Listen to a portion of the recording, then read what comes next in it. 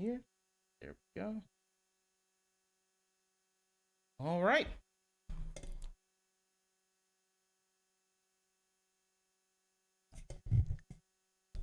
Oh, man, the mic does not want to behave today. These boom arms. You may see my disabled cat run around here every now and then. He gets a little antsy. He has to shift A little spots. excited. All He's right. trying to steal the spotlight. Yes, he is. All right, we already got Puds in the chat. What's up, E-Puds? All right, here we go. Ladies and gentlemen, kings and queens, welcome back to another episode of The Dashboard. And today we have a very awesome guest. Now, if you've listened to some of my past episodes, I've discussed about finding mentors whenever you were starting these things out early. And when I say finding mentors, it's not somebody that you actively have to have communication from, but just a good role model to kind of follow but learn from, not exactly copy. And this man, it's been a long time coming, dude. I mean, probably, I think 7, 8 months now. I've just been following your work, dude. And I've always really just found myself drawn towards your work because I always considered myself to be kind of going parallel. And you were really setting an excellent precedent for the content that I was trying to come out with and knowing where I could make my missteps and learning from those mistakes. So without any further ado and any further fanboying gushing, this is Mr. Maru AFK across all of his new platforms. You just recently changed that. How are you doing today, Mr. Maru? I'm doing good. I appreciate that intro gave me like goosebumps. I'm like, oh Yeah, my man. god, somebody enjoys my content. Yeah, What? man. But no, it's a pleasure. It's a pleasure to be on here. And same goes out to you. We've been in contact for a little bit Mhm. now, and I've been watching what you've been doing on YouTube and everything, and the vibes you give out, which is Yeah. similar to what I'm trying to strive for. So Mhm. yeah, definitely parallel, and I'm definitely a big fan also. Thank you, brother. And that's it was actually way back, and I remember like everybody's story. It's so I'm so stupid, but I get sentimental. But I remember it was like in the midst of whenever a lot of things kind of collided when the Black Lives Matter movement started, and I was like, huh, this dude Maru just followed me. Who is this? And I was like, oh man, look at him doing all this streaming stuff. He's so cool. And I was like, oh, yo, boom, follow him back. And then, dude, you were just from that point forward, you would just pop in and then pop in and then pop in. And then the fillers started going. And then you really started popping in, dude. And man, oh man, I believe we had a brief conversation in your one of your Twitch streams. And it was when I was still kind of stumbling over where I was going with my content and really trying to figure out where I stand. And you gave me some good advice about, where you want to stream and how you want to reach your audience. And from that moment forward, dude, oh man, dude, you've just been on a wild ride. How do you feel right now, man? You're getting dubs left and right. You got sponsorships. How's it? What are you at right now? Yeah, it's weird because Mhm. I've been doing content creation for 5 years, Yeah. but it was in a group setting. It was Low Light Radio, which some Mhm. people remember, some people don't. It was more focused on like Instagram and the Mhm. Instagram community, and it wasn't until the pandemic started, till in March, when Mhm. I started working from home, and I had all this free time, and I was like, well, I mean, I've always wanted to like do solo content Yeah. creation. So I started digging into it. I was doing Mixer, and Mhm. I was doing Mixer for a little bit, gaining some traction, making mistakes, but pretty much learning from it. Mhm. And literally the day before Mixer shut down, I moved back to Twitch. It was funny. Mhm. So I moved back to Twitch. I was like, yeah, Mixer's really not for me. I have so many people I know on Twitch. I'd rather just go there. Yeah. So I went there. The Mixer shutdown happened, and then all this craziness, and pretty much I was kind of in a limbo. I was still trying to Mhm. figure out the whole content creation, but make a name for myself, and I started doing the filler with Nagi, Yeah. and originally it was actually gonna be like an anime talk show. So Mhm. we would just go I like review remember. animes, mangas, and all Mhm. that stuff, and it was fun. But it was just like everybody was doing that. Mhm. You can fit on a million channels, and I just didn't feel as fun as it was talking about anime. I just didn't feel Mhm. rewarded by it. I felt like we could do more. Right. So when the Mixer shutdown happened, I said there were so many Mixer partners. I was like, we got to get them in the spotlight so that they can kind of start growing again, because they had to pretty much Right. regrow their community. Right. So I brought on Mark Stockley, Ryan, Jules, and Troy. I think it was done for the first episode, Mhm. and it was just to talk about the mixer shutdown, talk about how they felt with it, give them the spotlight, and then go from there. And then after that, it's just been like social issue after social issue, bringing Mhm. on as many people as I can just to give them the spotlight. You know, Mhm. if anybody watches the filler, I'm usually the one that rarely does the talking. Like I'm in the Exactly. background. I do the intro, you know, I guide the conversation, I ask the questions, but really it's so that people can come on and tell their stories. And Mhm. that's really the premise of where the filler goes. And I'm always looking for guests. Obviously we have a lot of recurring guests, and then we have some Mhm. new people that I try to bring on. Mhm. And what I try to make sure though with the filler is that I don't want it to be a thing where I'm only talking about a certain issue because it's what's in right now. Right. I always want to talk about it because it's important. So Black Exactly. Lives Matter, obviously, that was a big thing. We needed to talk about it. I wasn't Mhm. going to not use a week where we don't talk about it because it needed to be spoken about. But Mhm. um, we still, I think we did another one a couple weeks after that when it wasn't like the hashtag of the Mhm. week. We were Mhm. still talking about it, and now I'm straining more towards, instead of it being a focus, like I don't want to bring on uh African American creators just because they're African American. I Right. want to bring them on for the things they do, not because of the skin color. But I Right. do want to highlight, like, hey, this is a person who has everything going against them because Mhm. the system is built for certain types of That people. is a But look how very successful they are, that is a despite of very all that. hard tightrope to walk, brother. Oh my It's very god. very hard. Um, but yeah, man, I've been having Mhm. a blast. I've been blessed, and I feel really I'm proud of the community that I'm building, but there's still Mhm. more. We can always do more, and it hasn't even been a full year, but I'm definitely happy for everything we've done so far before the year. And I say we Absolutely. because I do it with the community. I don't Mhm. do it by myself. So when I get a dub, we all get the dub. So Absolutely, dude. Absolutely. And I'm glad you actually started getting into the filler and how you felt about it and where you were going with it. Because that was one of my questions is the filler. I would say that the filler is one of your most popular works, but people, once they find you on the filler, all your other stuff just takes off, man. Because dude, I'll just scroll through. Like now I'm scrolling through TikTok and it's just like, oh, there goes Maru again. There goes Maru. Oh, he's being funny. And then then you get on the filler, dude, and I love it and I love it. And I think I mentioned it to you before, but I know that it's so hard for you to kind of both run the filler, get the questions, keep the conversation going, check the chat. I did notice that you were asking for a moderator not too long ago. So do you feel like you're probably going to start taking a bigger role into the filler and start maybe joining the conversation a little more now you'll have that pressure off of you? Or how do you feel about that? yeah, definitely. I think I want to be more, because that's the issue I have with the Mm-hmm. filler, is that I'm bringing so many people on. Mm-hmm. That's why you see, like, some episodes you'll see that I'm bringing on less guests.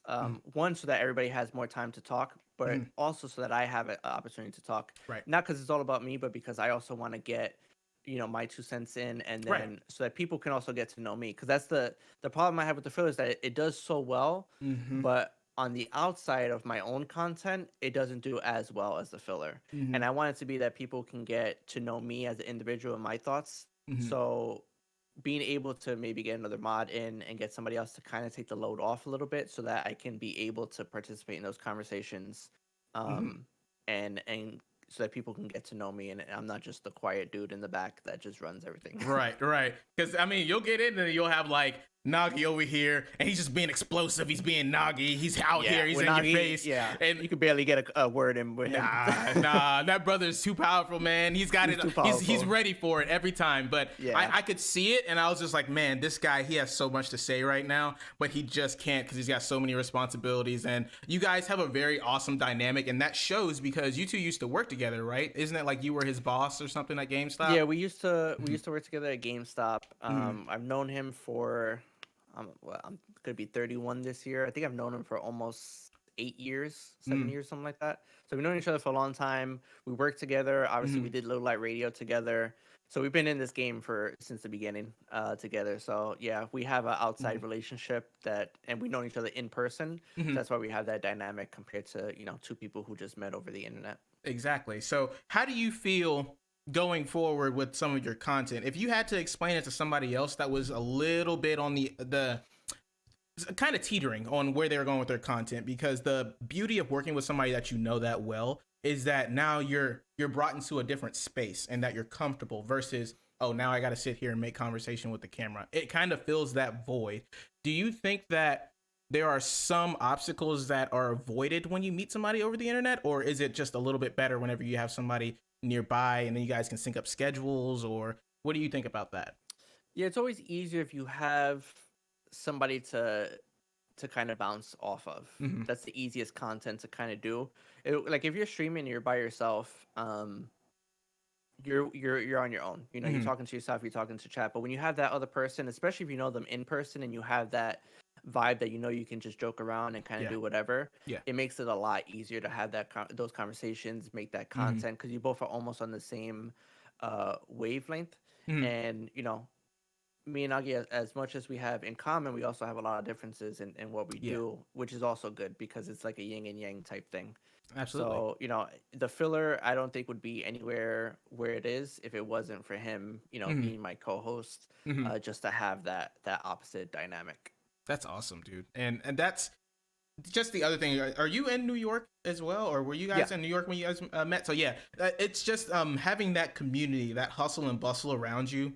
I love New Yorkers because you all have that strive to do better, that strive for success, to make something of yourselves. And I'm in this community. I'm not saying I hate my community. It's nice and quiet, but I mean, there's more cows than people. So it's like, I get into this content creation and I have a lot of ideas, but everybody's kind of going, the country road is what I would like Yeah. to call it without getting too deep into it. But once I started doing this kind of work, the best thing about me making this content creation and starting to really work on my social platforms is that I did find people in my area that were actually trying to do the same thing. And a few people that have been on here, let me just give a shout out to Jariah9. He's awesome. He's a local guy that I met through doing all of this. And he's, kind of doing some of the same things that you have been doing as well, especially with the Pokemon card openings. I'm going to have to figure out what's going on there because just explain it to me. I know that the feeling of watching somebody open the card pack and it just feels so nice. It makes you feel nostalgic, but let me know the business side about it. Tell me what's going on, Maru. Is there some money to be made So here?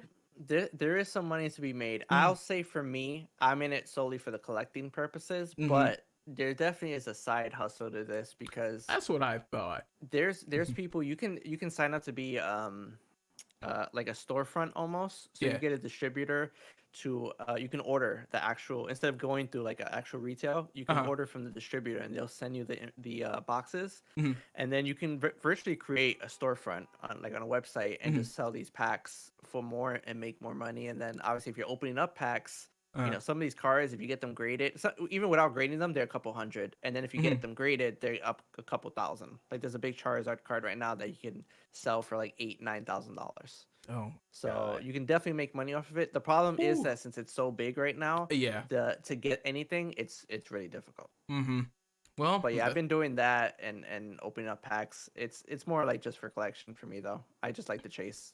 I just love how all these little economies are just popping up out of nowhere because of gaming. It's like now we got Pokemon cards, and now I've also been seeing a lot of keyboard stuff too. That was something I wanted to get into, and building my own keyboard and getting something nice and fancy. But when just from to segue from that businessy thought there, something that I've always been keen on just throughout my life is the business aspect of life. And I don't mean that to be like, like the sleazy big head honcho CEO guy that's trying to rob everybody's money. It's just, I always wanted to figure out, I don't know if it's the millennial in me, but I want to figure out how to work as efficiently as possible and, make enough money to live a comfortable life and then help those around me. And that's just what I always wanted to do, is provide that roof. Now, going into content creation, that's a huge sacrifice. And you have to focus on not just giving up some money that you earn up front, because you have to reinvest into better gear, into better content, and maybe having an artist come through, redo some of your stuff. But just the time investment up front is just crazy, especially in those early days. So what was that looking like for you? And especially with you having a full-time job basically to get that started. Yeah, it definitely wasn't. I definitely made mistakes. I Mm-hmm. probably spent more money than I should have. Mm-hmm.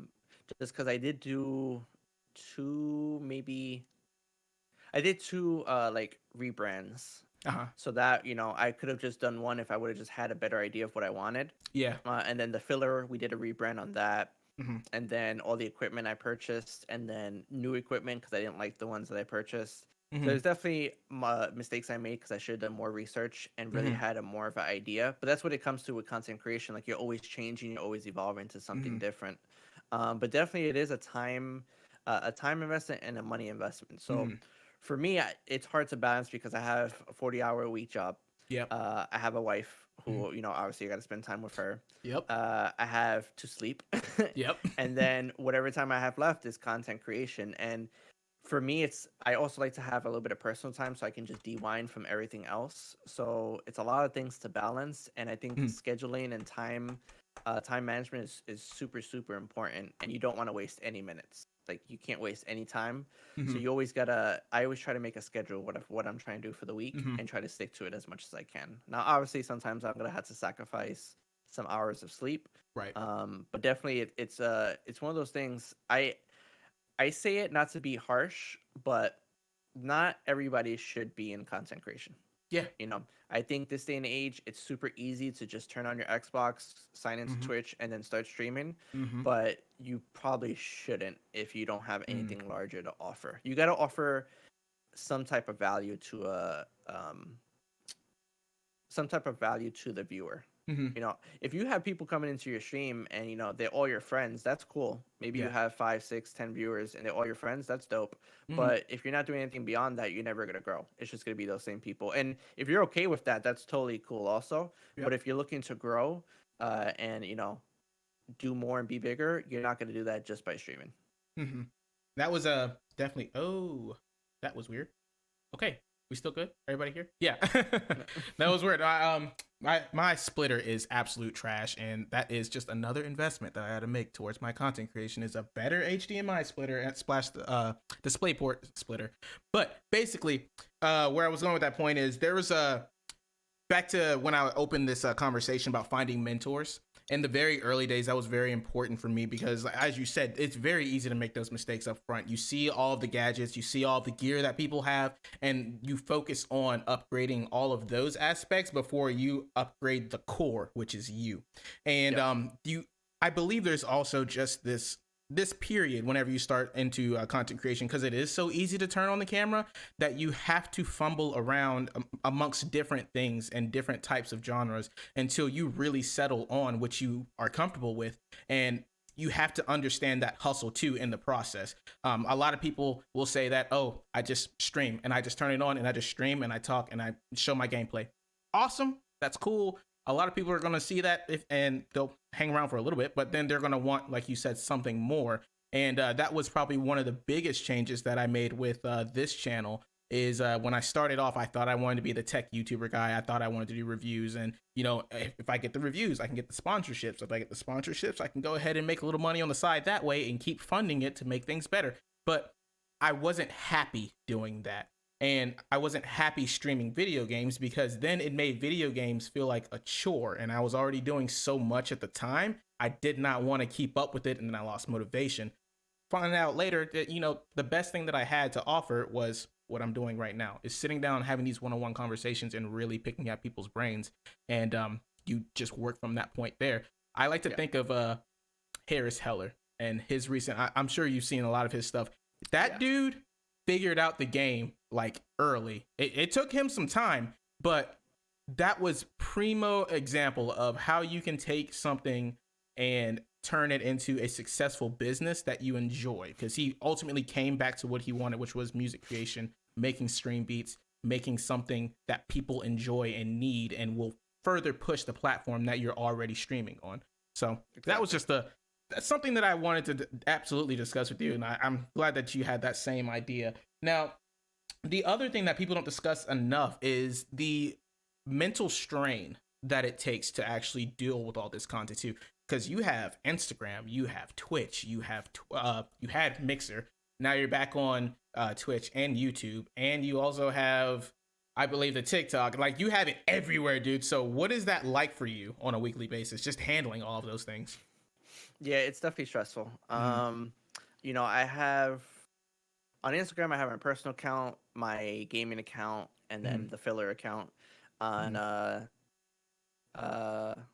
on Twitter, I have my gaming account. I don't have a personal account, so just the gaming Yeah. account, the filler account. Mhm. YouTube, I have just my account. TikTok, I had my gaming account and a filler account, Yeah.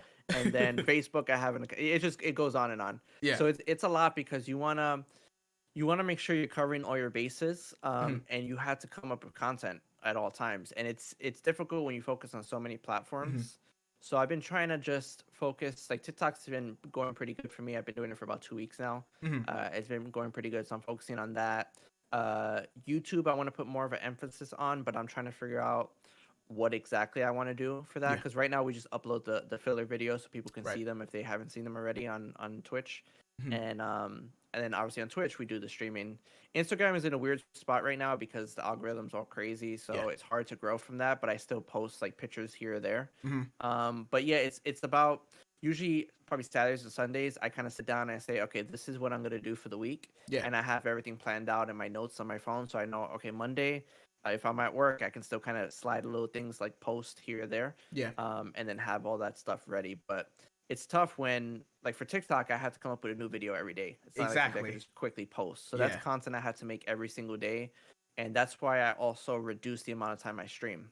So I Mhm. used to stream like 4 or 5 days a week, Mhm. but now I'm streaming. Obviously, we do the filler every Thursday, Yep. and now I'm just streaming by myself, like just playing games 2 days a week, just Mhm. because it's just too much with a full time job and then everything else I Mhm. have to do. And for my mental sake, I felt a lot better doing that because Yeah. sometimes I would go on, and I'll be like, I'd have to stream, and I'm like, oh god, do I even want to do this like right now? Yeah. Do I even Started to want to feel like a bother with chore. this? Yeah. It's feeling like a chore, and it's like Mhm. once it starts feeling like that, it's you're not gonna give out your best content, and I don't want to keep Right. canceling streams left or right. Mhm. But knowing now, it's like okay, 2 days of streaming, I play your games for a couple hours. I have the filler on Thursday, and then everything Mhm. else is just stuff I can do here or there. But definitely in terms of like, and you can see it. I mean, Mhm. anybody in the Destiny community now, there's people who are putting out twit longers saying they're Yeah. quitting or taking breaks. You can Yeah. see being a content creator is not easy Mhm. because you're putting your content out there to be judged, Yeah. and the internet is not always a friendly place. Yeah. And you can, and you do YouTube, so you know already. Sometimes you could put Mhm. hours into a video, and it gets like 20 views, and you're like, Exactly. wow. Or like And a then 15-minute video is somebody, 2 minutes. Like, yeah, exactly. And then somebody could put out something that's 30 seconds, Mhm. have no editing, and it gets a million views, and Mhm. it's not even fair. But Mhm. that's just the content creation game. That's just how it is. Some things go viral, some things don't. Um, and yeah, it's very mentally taxing, and you got to be careful because you Yeah. don't want to burn yourself out, which can happen to a lot of people. Yeah. Absolutely. And I'm glad you actually did mention YouTube too, because amongst all of the content platforms, I believe that YouTube is just completely a lawless wasteland because you have to, especially in those early days, like you said, you're putting your content out there to be judged. The most popular video that has led to any success on this channel and is carrying this channel is me unboxing my PC. And I have nicely edited videos. I have excellent scripts that I've written out for reviews. And that video is completely unedited. I'm holding my phone. I've got 3 cats running around every 10 seconds. And I'm just, like being a goofball. But the whole premise of that video was me just saying, hey, I don't know anything about PCs. Here's me opening one though. And people ate me alive for that. Like I had the YouTube studio app on my phone, and I'm just getting notifications every day. Like, oh, this guy said that. Oh, he said this. This is wrong. Oh, he's so dumb. This is trash. And dude, you have that every time, and you just start to wear down and wear down and wear down. And eventually, I had to shut that off. And what you have to learn is Young Khan actually said it on your show. Actually, he said it on the filler, and he mentioned about people's opinions, and if you wanted it to have an effect on you, it actually had to mean something to you. Yeah. Not saying to anybody that's watching this that you guys don't matter, because I love you guys, but just know that your people out here, they're not really even on YouTube. They're not even there for the long term most of the time. Like 99% of my viewers are unsubscribed, so they're just passing through, and you're just going by like just a page in a book.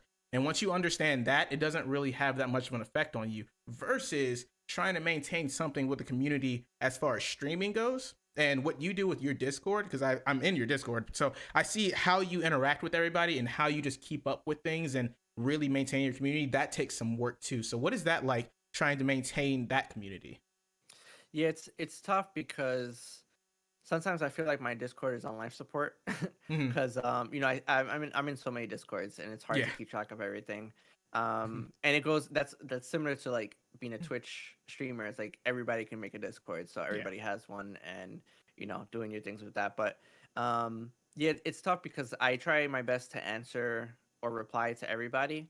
Hmm. But I know that everybody is in probably a million Discords also, so it's hard to Yeah. keep everybody active. And there's Hmm. times when the Discord is popping off and everybody's talking. There's times when you don't hear cricket, like you don't hear Yeah. anything. Yeah. But you just got to keep going with it. You got to just make sure that you post stuff similar to, it's almost like running a social media platform. You got to Hmm. post stuff that people can interact with, talk about, discuss, just because you want to have that, you want to build a community there. And what better Right. place than have like a 24/7 chat room where everybody Yeah. can just come and hang out. But I've been thinking about things I can do to kind of make it a little bit more fun, just to make it Mm. a little bit more active. But that's definitely one of those things that I'm still working on as well. But Hmm. I think everybody should have a Discord if you're into content creation, because you Yeah. want to have that community where everybody can kind of gather, that Hmm. gathering space. The best thing that Discord honestly had made is allowing you to use different bots for different types of announcements. And that's Yeah. mainly what I wanted to do with my Discord, man. If your Discord is on live support, mine needs resuscitation. Like it needs CPR because Yeah. I Monster don't really Reborn. exactly like I do not like really do too much in that Discord. I tried at first and it became once again just another chore and I backed off of it a little bit. But I do like having it around because hey, that's somewhere that people can join in. Sometimes I can put my input in and keep the conversation stirring, or if somebody has a direct question to me, that's another easy way to access me if they at me on there. But otherwise, I have it to where people who come in and they stream and they connected it to their Discord, it'll just post their stuff too. So everybody kind of keeps getting that exposure, even if it's just a little bit. I'm at Yeah. least offering somebody some sort of exposure at some point in time, and that was my main goal for it. So I like that you also were kind of doing that, but you're fostering it a little more. And that definitely takes some work, especially with these large, like massive discourse like Masenko. I was in there and I was like, oh my God. Yeah, I the couldn't even Masenko imagine. Discord.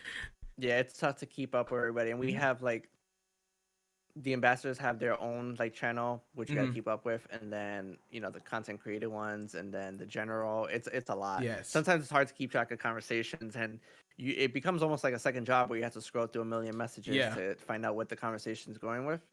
But I try to do that in between when I'm working, just to like Mm. put in my 2 cents here or there, just so people can see that I'm trying to interact with them. But Yeah. when you have like a million discords to go through, it's tough. Yeah. So Yeah. there's probably like a core five, I'd say, that I regularly comment in, and then others that I'm in is more like for support, just to Yeah. support them, or if we play games here or there. Sometimes obviously we'll jump in their Discord Right. just to play for voice comms. So I Mhm. keep those there, but I try to organize it by folders, so I know like, okay, this is just for voice comms, this is Yeah. just for support, and these are the ones that I regularly talk in with people I know. Yeah. Yeah.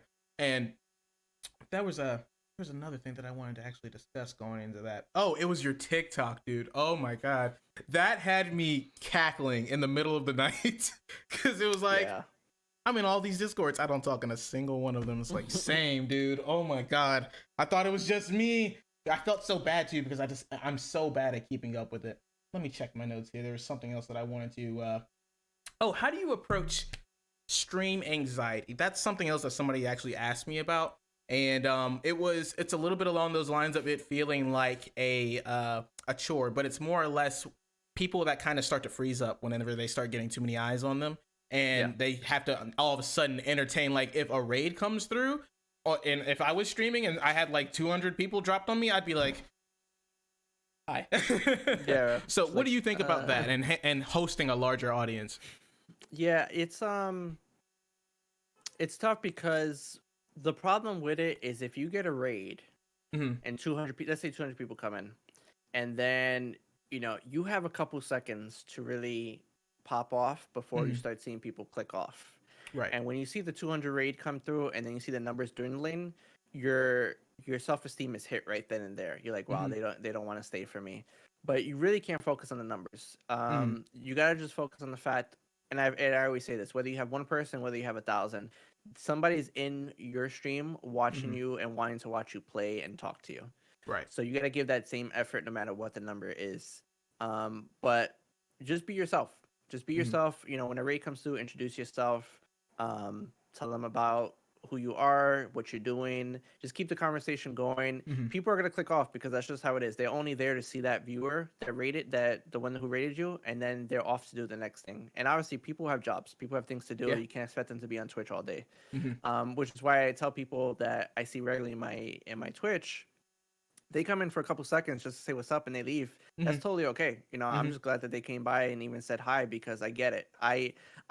I work full time. I do this, and I understand there's not enough time to see everybody on Twitch. Yep.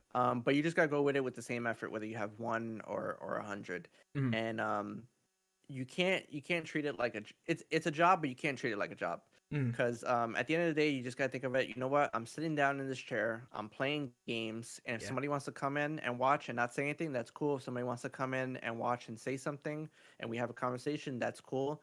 And if nobody comes in, you know what? I'm still gaming. I'm still doing the thing that I want to do, which is play games. And you just gotta go with it with that mentality, and just make sure that you always remember that, even during the tough times. You know, I think a lot of people get discouraged if they don't see the viewer count go up, or if they see it dwindling down. Don't think of it like people are leaving because your content is bad. Just think of it, you know what, they were here, they saw my content, maybe they'll come back, maybe they won't, but maybe they also have things to do in their life. Yep. So. Or maybe you'll have guys like me that sat here for like 8 months just in the shadows and would pop up every now and then. And now look at us having this conversation here. You didn't know how much of an influence you even had on me.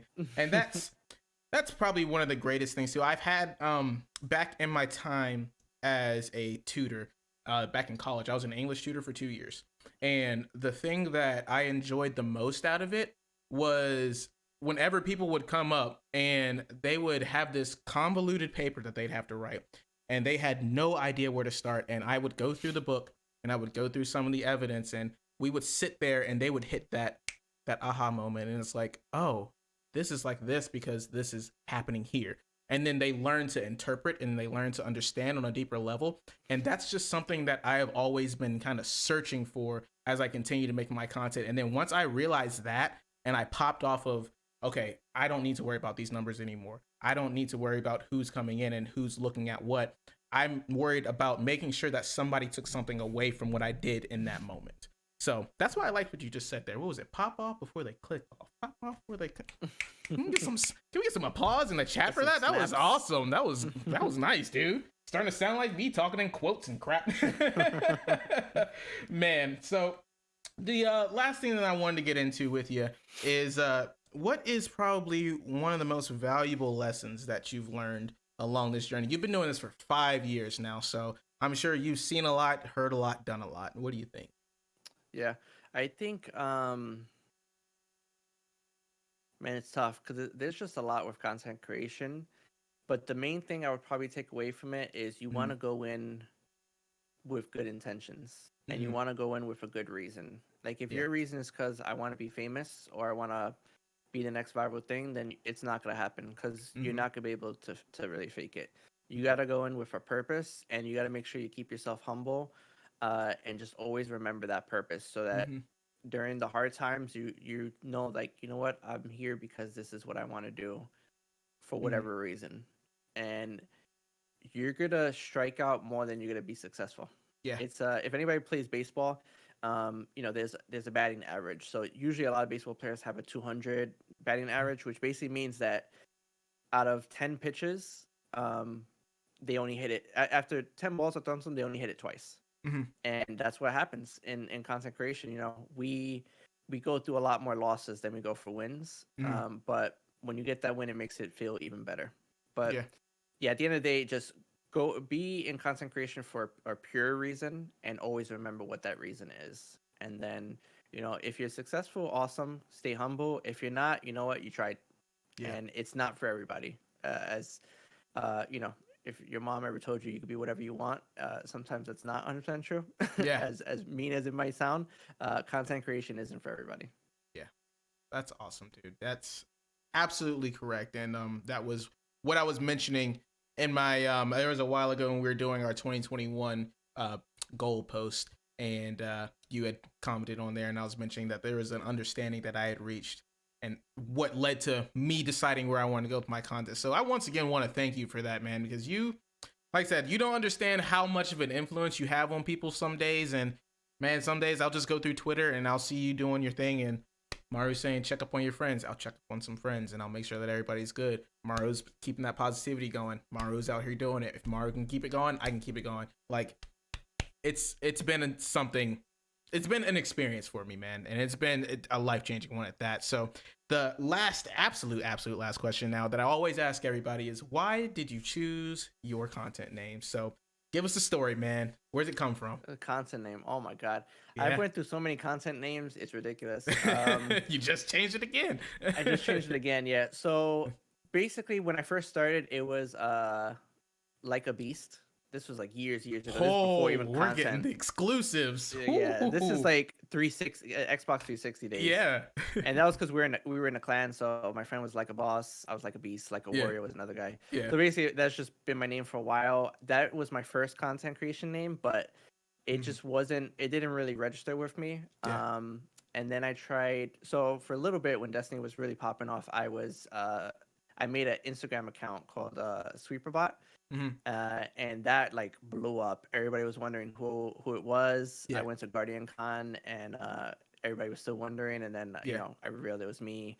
And that was cool too. But it was a name from a game, so it wasn't really me. Right. And then I was thinking, I don't know how long I spent. Maybe a month. I spent a month thinking about what names. I kept like writing stuff down, making designs over it. And then there was some stuff I decided like, okay, this is it. But when I tried to like find it, if it was available, it was all taken. So I wanted something that nobody had. And if anybody watches Naruto, there's a character named Shikamaru, who's my favorite character. And I was like, okay, I like Maru. That sounds good. And obviously Maru was taken. I was like, but I'm taking this name. I don't care what I have to do. I'm taking this name. So I came up with like a million abbreviations. Finally got Maru IRL. And I was with that for a while, since April of last year, and we were sticking with that for a while. Everybody knew me, but I was starting to get annoyed with the underscore in my Twitch name. I hated seeing it, so I was like, I gotta come up with something else. And I came up with MaruAFK, which is away from keyboard. And I changed it to that. So still Maru, but the abbreviations at the end. Coming up to AFK. But yeah, basically just Shikamaru is my favorite character. Maru also means like full circle. Really? In Japanese. Huh. Yeah. And yeah, I really like it. I feel like it's me when people call me Maru, I'm like, okay, yeah, that feels right. Feels right. Yeah, dude, I love that, man. I love that. I had a feeling it was Shikamaru. You actually, like, you're about to throw some shadows now with that super black hoodie on right now. Right. Bam. But yeah, man, I love that. I love that, dude. And you are not lying about those underscores. Right now, mine is K_cryptic on Twitch, which I don't even use. I just use that to go on to other people's streams and support them. But I'm sitting there like, it gets annoying, man. And I emailed Twitch to try to get it removed, because the person who had Maru IRL wasn't even using, like, they weren't an active account, and Twitch denied it. So I was like, okay. And then I was like, should I change it? Because I didn't know if changing it was gonna like mess up anything with like people knowing me, because it was still Maru, but it was different, and it was just really weird. And it's always dangerous to, or you always want to take a second guess to see if you want to change your name, because you don't want to mess up the path that you're on. And I was like, you know what? Let's just do it. And I did it, and everybody's like, okay. I pop in chats. They're like, yo, what's up, Maru? And then some people notice, like, oh, you changed your name. And I'm like, yeah. And I explain why, and they start laughing, and still back to normal. So I'm glad that you mentioned that, because on your Twitter, it is still Maru IRL, and that link doesn't work. So just so you know. And by the way, because I told you about the struggle I had when I was setting the stream up and how I lost everything. I had to start over. I was searching because, ladies and gentlemen, all of his descriptions and stuff all of his links are in the description. But those links, I went through all of your links and I had to go find them. I finally found like your big bundle of links on your Instagram at the very last one, and I was like, dude, it saved you all that time. I found the fillers link tree, and I was like, okay, thank God. And then it's like, oh my God, Maru has so many accounts. So just everybody, he has all of his accounts. They're in that beacon link. go ahead and check those out. But that's the end of the show, ladies and gentlemen. Thank you guys for coming. Thank you, Maru, for being here today and us having this conversation, man. Like I said, appreciate the invite. Yeah, dude, I was so excited to have this conversation with you. I had to kind of build my way up to it because I was like, man, I can't just out and ask him. Like, I can't just wait yet. I'm not ready. I gotta train. Like, so train Super Saiyan 3. Exactly. No, I appreciate it. It's always fun being on this side of the podcast. So yeah, sit there and you get the interview and you get the spotlight. So if you guys are ever looking for more information on any other content creators, more stories, looking for more inspiration from these experiences like this, or you want to be put on a pedestal and have your time to shine, just like Mr. Maru had today, you can go ahead and check your dashboard first. I will see you guys in the next one. Peace.